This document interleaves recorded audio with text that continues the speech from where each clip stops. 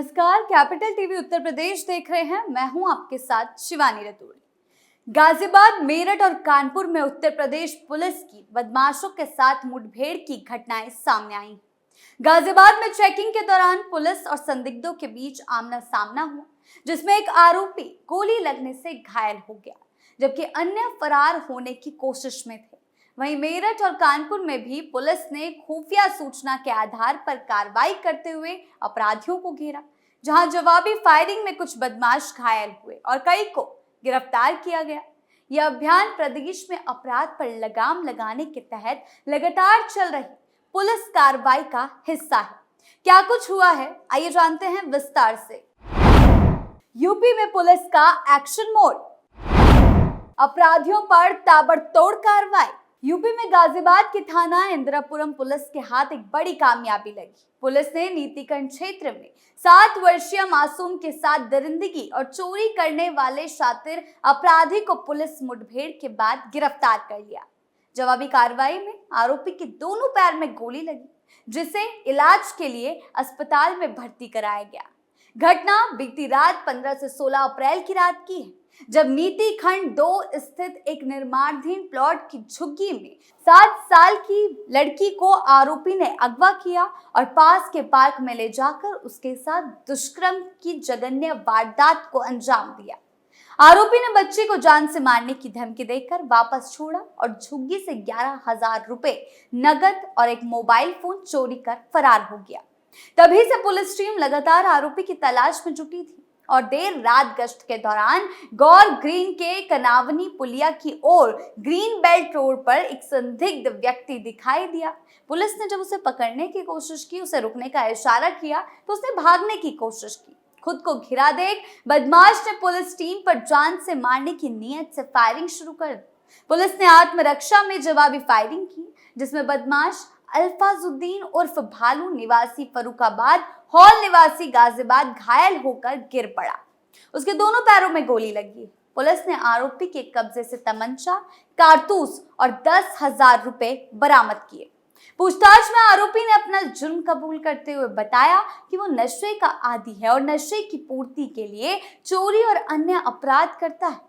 उसने बताया कि चोरी किए गए रुपए में से 1,000 रुपए उसने नशे पर खर्च कर दिए और मोबाइल किसी राहगीर को बेच दिया। वो आज फिर किसी नई घटना को अंजाम देने की फिराक में घूम रहा था। गिरफ्तार अभियुक्त अल्फाजुद्दीन उर्फ भालू के खिलाफ थाना इंदिरापुरम में पॉक्सो एक्ट और आर्म्स एक्ट के तहत मामले पंजीकृत हैं, यानी कि दर्ज है। पुलिस उसके अन्य आपराधिक इतिहास की जानकारी जुटा रही है। गाजियाबाद, मेरठ, कानपुर में मुठभेड़, कई बदमाश घायल, कई गिरफ्तार। कानपुर के बर्रा थाना क्षेत्र में पुलिस और बदमाशों के बीच मुठभेड़ का मामला सामने आया, जिसमें एक शातिर लुटेरे को गिरफ्तार किया गया। पुलिस की जवाबी कार्रवाई में बदमाश के पैर में गोली लगी, जिसके बाद उसे काबू में ले लिया गया। बताया जा रहा है कि आरोपी ने 23 मार्च को एक महिला के साथ लूट की वारदात को अंजाम दिया था और तभी से पुलिस उसकी तलाश में जुटी थी। मुखबिर की जानकारी मिलते ही सूचना के आधार पर पुलिस ने घेराबंदी कर आरोपी को पकड़ने की कोशिश की, जिसके दौरान उसने भागने की कोशिश की और पुलिस पर फायरिंग की। जवाब में पुलिस की कार्रवाई में वो घायल हो गया। पुलिस के अनुसार गिरफ्तार बदमाश से पूछताछ की जा रही है और उसके अन्य साथियों की तलाश में टीमें लगाई गई हैं। मामले में आगे की कार्रवाई जारी है। वहीं दूसरी तरफ मेरठ में एक बार फिर पुलिस और गौ तस्करों के बीच मुठभेड़ हुई है। मुठभेड़ का मामला सामने आया। किनानगर मोड़ के पास हुई इस कार्रवाई में पुलिस की गोली लगने से कुख्यात आरोपी शाहरुख घायल हो गया, जिसे मौके पर ही गिरफ्तार कर लिया गया। पुलिस ने उसके पास से अवैध हथियार और गौकशी में इस्तेमाल होने वाला सामान बरामद किया है। बताया जा रहा है कि कुछ दिन पहले भावनपुर क्षेत्र के खेत में गौकशी की घटना हुई थी, जिसके बाद से पुलिस आरोपियों की तलाश में जुटी थी। इसी कड़ी में थाना भावनपुर पुलिस को ये बड़ी सफलता मिली है। फिलहाल घायल आरोपी को इलाज के लिए अस्पताल में भर्ती कराया गया और पुलिस मामले में आगे की जांच कर रही है। औरैया जिले में पुलिस का ऑपरेशन क्लीन लगातार जारी है और एक और बड़ी सफलता हाथ लगी। कोल्ड ड्रिंक कारोबारी ब्रजेश गुप्ता से हुई लूट का पुलिस ने खुलासा करते हुए 3 बाइक सवार लुटेरों को गिरफ्तार कर लिया। इस कार्रवाई के दौरान हुई मुठभेड़ में 2 आरोपी पुलिस की गोली लगने से घायल हो गए। बताया जा रहा है कि रात करीब 9 बजे 3 बदमाश ने अवैध हथियारों के बल पर लूट की वारदात को अंजाम दिया था 17 तारीख को। घटना के बाद सीसीटीवी फुटेज के आधार पर उनकी पहचान की गई और पुलिस ने घेराबंदी कर सभी को पकड़ लिया। अछलदा रोड पर दिव्यापुर पुलिस और क्राइम ब्रांच की संयुक्त कार्रवाई में ये मुठभेड़ हुई। पुलिस ने आरोपियों के कब्जे से लूटी गई रकम में से करीब 2,60,000 रुपए, मोबाइल फोन, लैपटॉप, 315 बोर के अवैध तमंचे और वारदात में इस्तेमाल बाइक बरामद की। फिलहाल दोनों घायल बदमाशों का इलाज चल रहा है और पुलिस तीसरे आरोपी से पूछताछ कर अन्य जानकारियां जुटा रही है। योगी सरकार की जीरो टॉलरेंस नीति, अपराधियों में बढ़ा खौफ। वहीं आजमगढ़ में पुलिस का ऑपरेशन क्लीन लगातार जारी है और एक बार फिर पुलिस और बदमाशों के बीच मुठभेड़ हुई। जहानगंज थाना के गंभीर भवन इलाके में चेकिंग के दौरान पुलिस टीम पर बदमाशों ने अचानक ताबड़तोड़ फायरिंग कर दी। स्थिति बिगड़ने पर पुलिस ने भी जवाबी कार्रवाई की, जिसमें एक शातिर बदमाश गोली लगने से घायल हो गया। घायल बदमाश की पहचान संजय भील के रूप में हुई। पुलिस ने मौके से आरोपी के कब्जे से अवैध असला, कारतूस, आभूषण बरामद किए। फिलहाल घायल बदमाश को इलाज के लिए अस्पताल भेजा गया और पुलिस आगे की कार्रवाई में जुटी हुई है। उत्तर प्रदेश में योगी आदित्यनाथ के नेतृत्व में पुलिस द्वारा अपराधियों के खिलाफ लगातार ताबड़तोड़ कार्रवाई देखने को मिल रही है। बीते कुछ सालों में राज्य सरकार ने कानून व्यवस्था को प्राथमिकता देते हुए अपराध पर सख्त रुख अपनाया। पुलिस को खुली छूट दी गई कि वो संगठित अपराध, गैंगस्टर नेटवर्क और वांछित अपराधियों के खिलाफ कड़ी कार्रवाई करे। इसी नीति के तहत प्रदेश के अलग अलग जिलों में जैसे गाजियाबाद हुआ, मेरठ, कानपुर लगातार मुठभेड़, गिरफ्तारी और छापेमारी की घटनाएं सामने आ रही।